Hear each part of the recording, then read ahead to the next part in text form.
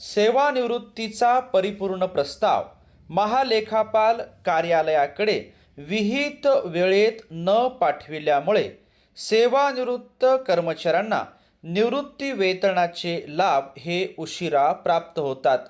या सर्व पार्श्वभूमीवर आज आपण एक महत्त्वाचा असा शासन निर्णय जाणून घेणार आहोत।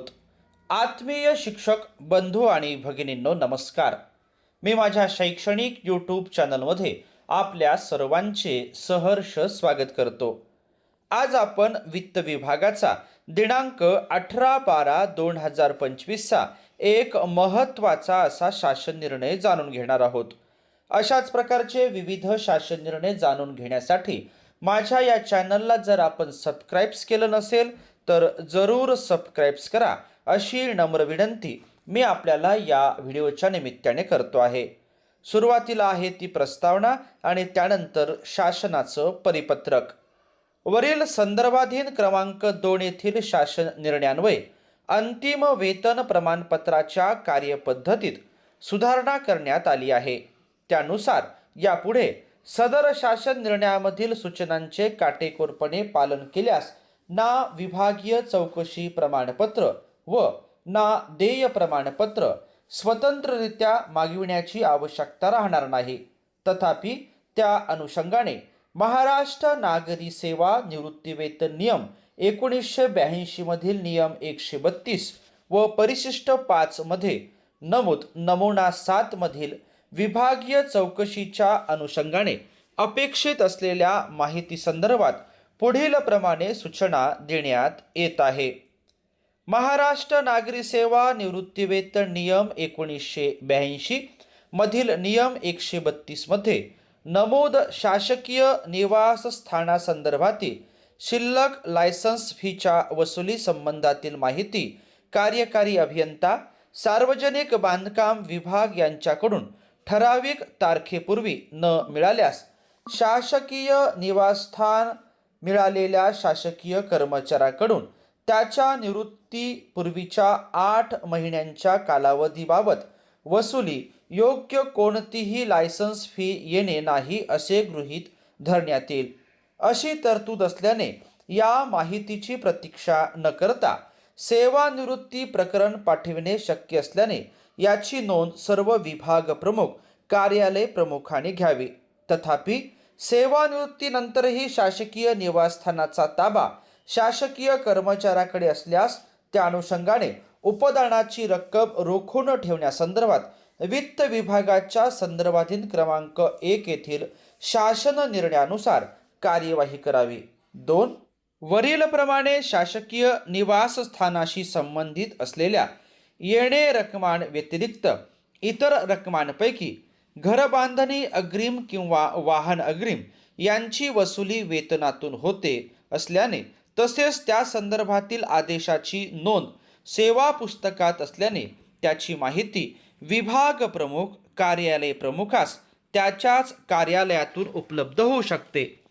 इतर अग्रिमांमध्ये उत्सव अग्रिम, संगणक अग्रिम आणि प्रवास अग्रिम यांचा समावेश असतो। ही माहिती देखील संबंधित कार्यालयात सहज उपलब्ध असते।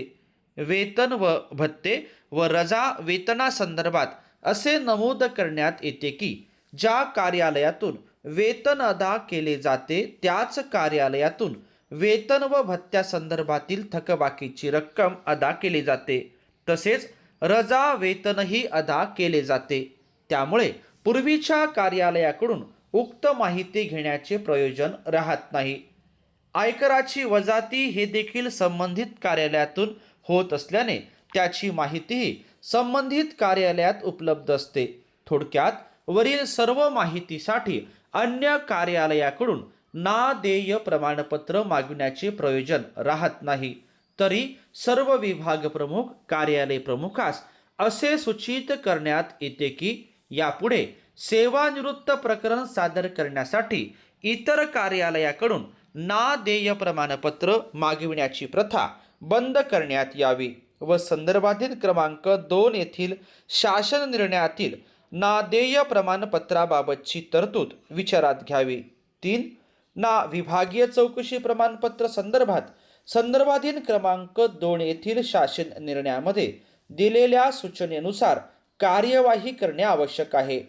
ज्या कार्यालयामध्ये संबंधित कर्मचाऱ्यांविरुद्ध विभागीय चौकशी किंवा न्यायिक कार्यवाही सुरू आहे त्याची माहिती कर्मचारी सध्या ज्या कार्यालयात कार्यरत आहे त्या कार्यालयास प्रत्यक्षात कार्यवाही सुरू झाल्यापासून 3 महिन्याच्या आत कळविणे आवश्यक राहील. परंतु संबंधित कर्मचारी येत्या 6 महिन्यात सेवानिवृत्त होणार असेल तर वरील माहिती तात्काळ म्हणजेच 1 आठवड्यात कळवावी. वरीलप्रमाणे विभागीय चौकशी अथवा न्यायिक कार्यवाहीबाबत कोणतीही माहिती संबंधित कर्मचाऱ्यांविरुद्ध विहित कालावधीत प्राप्त झाली नाही तर त्याच्या विरुद्ध कोणतीही विभागीय चौकशी अथवा न्यायिक कार्यवाही प्रलंबित नाही असे गृहीत धरून पुढील कार्यवाही करण्यात यावी.